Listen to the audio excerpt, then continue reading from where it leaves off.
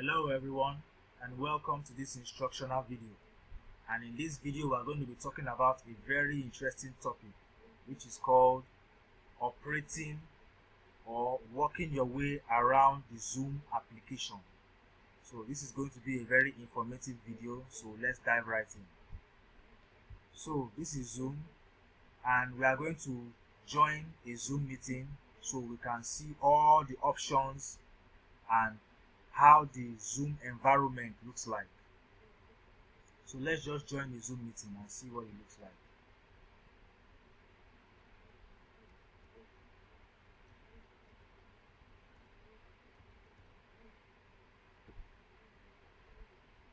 Okay, so I'm going to enter the password.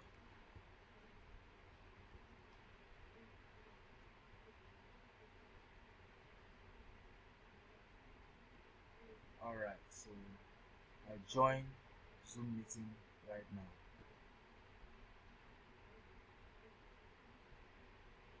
Okay, so as usual, when you are joining Zoom meeting, you always have to click this option called join with computer audio.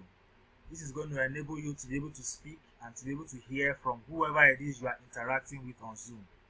So I'm going to press that.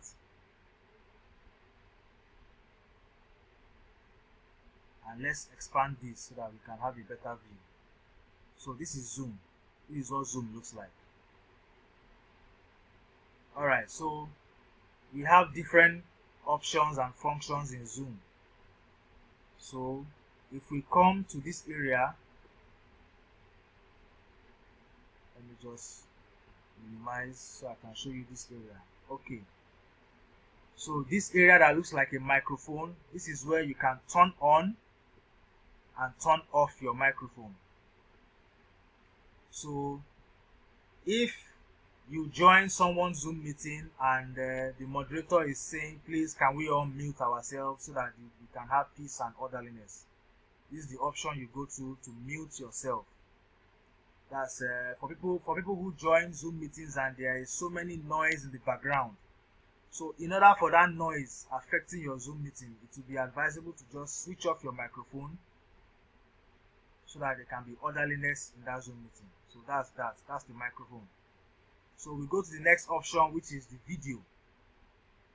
Now this will either transmit, this option is going to transmit your environment, you and your environment on Zoom.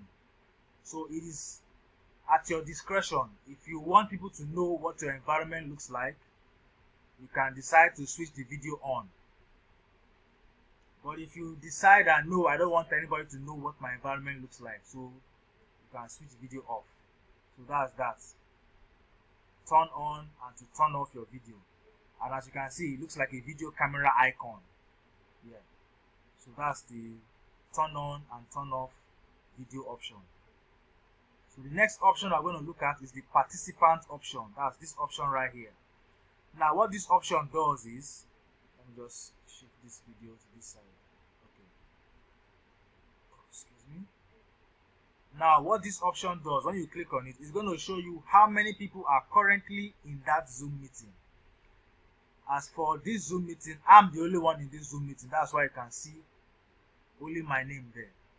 But if you have like 10 people in this Zoom meeting, their name is going to pop up just like the way my name is popping up here.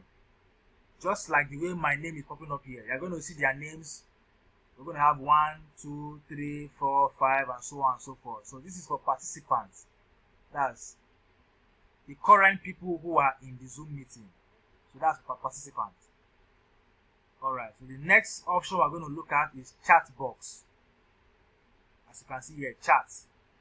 So when you press that, it's going to open up the chat box.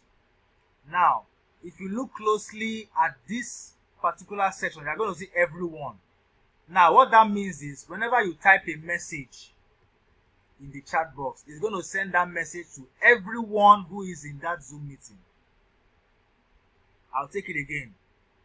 When you type a message and everyone is showing up like this, that message is going to be sent to everyone in the Zoom meeting. So there are people who join Zoom and maybe they are unable to communicate as a result of maybe faulty microphone or what have you. So there's another option for them to be able to communicate effectively in that Zoom meeting, which is this option called the chat box.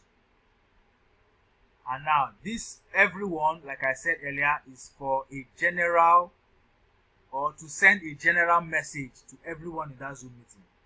Now if we click on everyone, we're going to see, okay, since because I'm the only one in this Zoom meeting, it's only everyone that we can access. But if there are other people in the Zoom meeting, you will see their names there.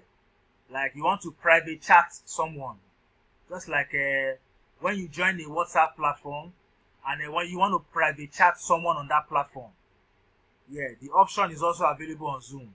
If there are other people currently in that Zoom meeting, you can private chat them as well, which means when you send a message from here, it's going to go just to that person you chose to private chat. That's how it works. So that's that about the chat box. So let's go to another feature, which is going to be another interesting feature on Zoom, which is called the share screen.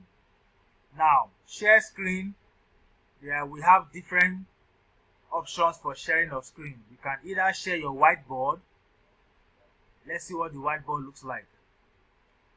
This is what the whiteboard looks like. So you can write text on your whiteboard. You can decide to draw on your whiteboard. This is actually good for educational purposes. If you want to teach a subject like maths, this is also very good. You can draw a square. You want to teach maths on Zoom, this is also very good for that. So you want to draw another, let's draw a circle, okay, and let's draw this, okay. So we have the eraser. Everything I've drawn now, you can decide to erase everything. That's the eraser. Eraser, eraser, eraser, eraser. Okay, so let's look at the spotlight now. This spotlight, what this spotlight does is you want to make emphasis on, let's say I type a word now. I type a word, and you want to get the attention of the children you are teaching to that particular word. See, this is spotlight. It's just to make emphasis on the word so that they can pay close attention to this word. So that's the spotlight. So there are other amazing features that you can explore on your own on Zoom, but for now we'll just look at these basic ones. So let's look at another function of Zoom, which is called record. So now record, okay, is saying please ask the host to give you permission. But if the host has given us permission, we can actually record this meeting either to the cloud or directly on your computer.